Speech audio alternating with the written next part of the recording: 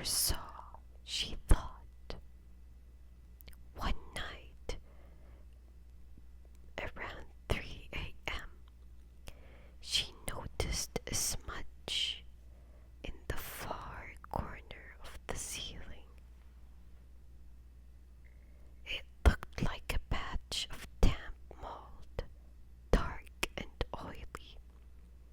She ignored it, thinking she'd call the super in the morning. But the next night, the smudge had moved. It wasn't on the ceiling anymore. It was halfway down the wall, stretched out like a long, thin person made of soot. It had no face, but it had arms, limbs that were far too long, ending in fingers that tapered off into nothingness. Clara turned on all the lights. The shadow didn't disappear. It just became a slightly darker shade of gray against the white paint. It stood perfectly still, tucked into the corner. Its head tilted as if it were listening to the rhythm of her heart.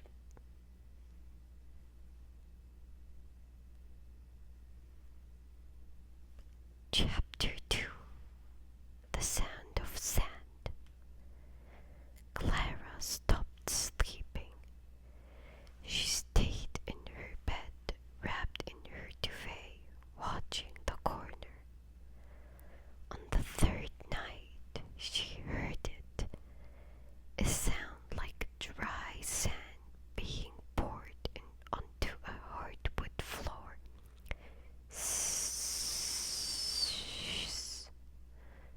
The shadow was peeling itself off the wall. It didn't walk. It unfolded. It moved like a spider, its long, spindly limbs clicking against the floor. It crept toward the foot of her bed, staying low, its body flickering like a candle flame in a draught. Clara tried to reach for her phone, but her arm felt like it weighed 1,000 pounds. She realized the room was getting colder, not a winter cold, but a hollow, empty cold that sucked the breath out of her lungs. The shadow reached the edge of her mattress. 2 long, smoky fingers curled over the edge of the blanket.